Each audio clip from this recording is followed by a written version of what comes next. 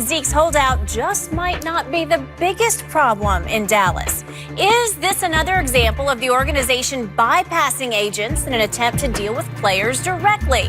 Former Cowboy Des Bryant confirmed on Twitter the Cowboys have been doing this for some time now. And this has reportedly now caught the attention of the NFL Players Association. And you already know this story. They do not view it favorably.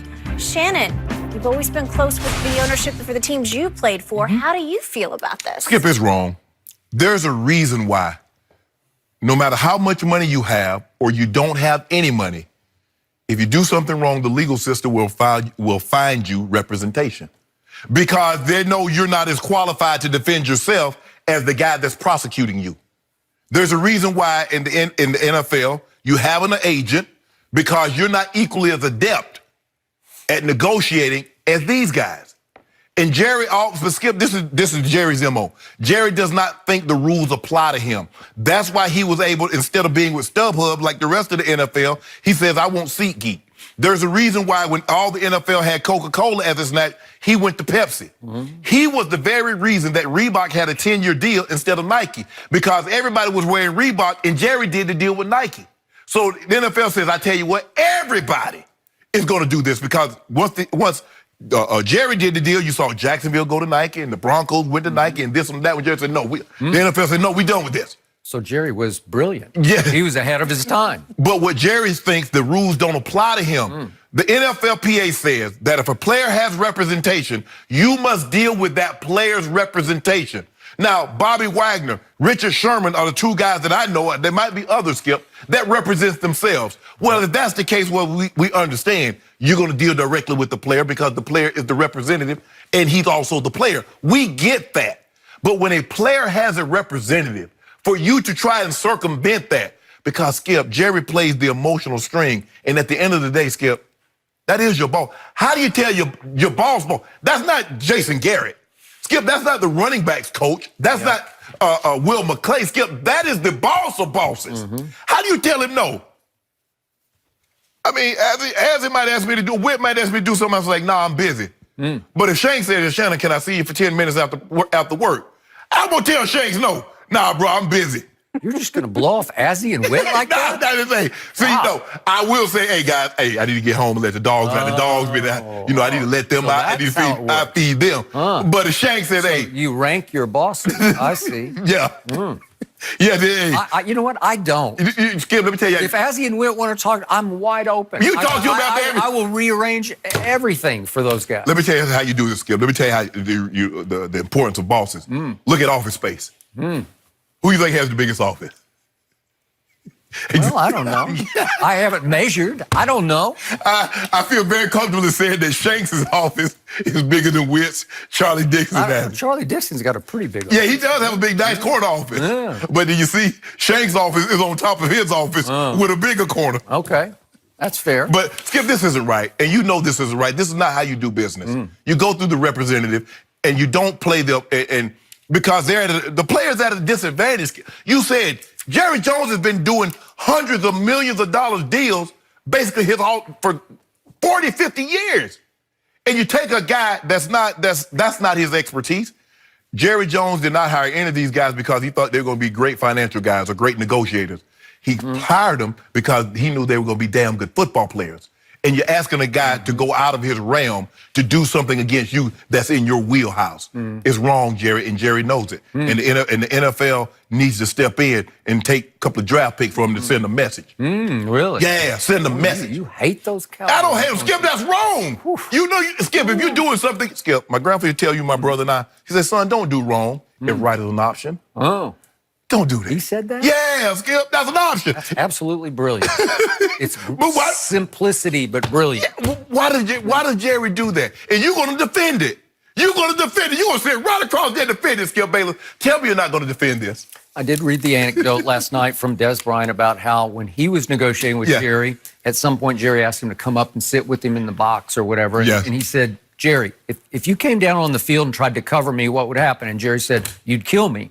And he said, well, then that's what would happen if I go up there. You'd kill me, right? Okay. So I get that. With almost any other owner, I would agree with you. I still say you're missing point on how Jerry is put together, what makes Jerry tick as a human being. At heart, he loves his players to a fault. At heart, he wants to rub elbows with superstar Dallas Cowboys. That's the deepest pull for him wanting to buy the Dallas Cowboys was so he can socialize with superstars. And he can get to the point where he considers his superstars like his sons. He does. Okay? And it's always to a fault because he's going to overprotect and sometimes overpay his superstars. So despite Des saying, no, I'm not going to come sit with you and let you sweet talk me.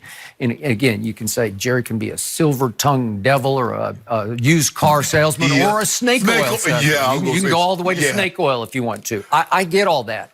But in the end, the player often with Jerry has the advantage because Jerry loves the player over the edge where he's willing, he just wants to make him happy. And listen, I know Jerry. I literally, I'm not even exaggerating this to 1 ounce. I spent hundreds of hours around Jerry for not 1 or 2, but 3 books I wrote. And you know Jerry likes to talk, so he's as accessible as any owner ever. So especially for my first book, he just said, come live with me, basically, which I pretty much did. I sat with him almost every day, all through that first Super Bowl week in 1992, going into 93 postseason. I spent every day with him when they came out here to play at the Rose Bowl, Super Bowl in Pasadena, but they stayed in Santa Monica. And I just hung with Jerry every day. So I think I have a pretty good feel for what makes him tick. And what makes him tick is... Did you write about anything after hours? After hours? That's off the record. No, it actually wasn't. No? What I always loved about Jerry is everything's just on the record. He never says this is off the record. He just talks. But Skip, you have representatives. By the way, my book could have been called After Hours. Exactly. Because you spent a lot of time after hours. But Skip, when you're going through, okay, you about to leave ESPN and you're going to make a decision, okay, you're a free agent, you let your agent handle that. Okay, in the big picture in general, in a vacuum, absolutely you are correct. But Jerry's not in a vacuum. There's only one Jerry. I've never met anybody like him.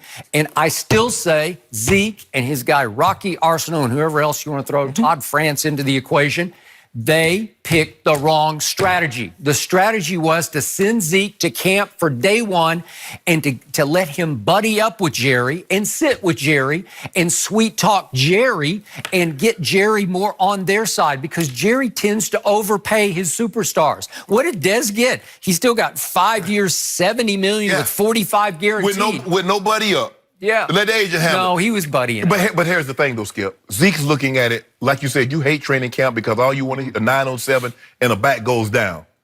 Zeke could have been that back. Zeke says, I'm better served staying away because Zeke's like, I butted up to you, Jerry. Jerry, you know what I do. 2 or 3 years I've been leading the league in rushing, and I'm 24. You're not going to want to pay me at no 28, Skip.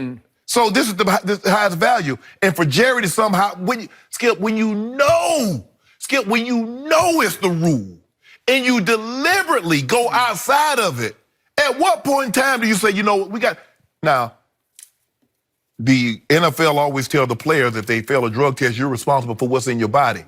Okay, isn't Jerry responsible for his actions when you know that this is a rule and it shouldn't be broken and Jerry breaks it and the NFL has turned a blind eye for the longest? What did DeMarcus Lawrence tell Stephen Jones? Stephen started talking about the salary cap. He said, salary cap sounds like a you problem. That's not a me problem. But what was the breakthrough in that deal? Stephen said, I finally got to, as you say in Arkansas, visit with DeMarcus. He got to sit with him. Now, Stephen is different from Jerry because Stephen is thoroughly, totally, almost hardcore objective. And Stephen tries to keep Jerry away from the players because Jerry tends to cave in. Let me tell you what's happened. DeMarcus Lawrence said, if y'all don't give me this money, I'm not signing this deal until the season, and I'm going to wait as long as I can to have this shoulder surgery. Now, let me see how that work out. And they said, you think about having, okay, we give you $21 million, which is the highest price ever for a defensive end in NFL history.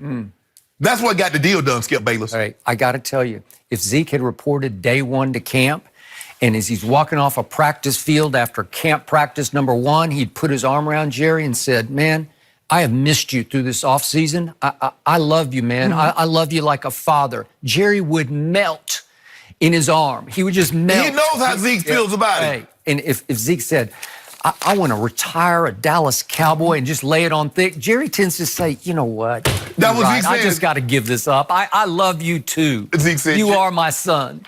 Zeke said, seriously, Jerry. This is the way Jerry operates. Yeah, I know. But if you push Jerry, we ain't pushing it. He got pushed back into a corner. No, Skip, how we push it? We in Cabo. Yeah. We by the way. That ticked him off even more. We don't want to push Looks like you're going on vacation while you're holding out. We don't want him to see us. We might be out and going and driving in Texas, and we might pass each other. And like, there goes Zeke. He should be. We don't want that to happen, Skip. We don't even want to cross paths. Jerry's got a quick temper too. I know. He can go like that. That's he's gone a couple times like that. That's why we stayed out. He made his little Zeke who joke, and then they took it personally. Then he took it real personally back. That's why we're not trying to cross paths. That's why we don't want. Hey, the next time we see us, I need you to have a big old, like a 4 or 5 page contract in front of us. I get to sign old Zeke Elliott. It's coming. Yeah. But Skip, you know this wrong. Skip, you know this wrong. In general, I agree it's wrong, but I'm making a strong, valid point. Jerry needs to be protected from Jerry. It's like he needs an owners association to say, you can't go talk to those players because you'll melt, you'll crumble. No, but seriously. You know what? You like the guy, look, the law is what it is.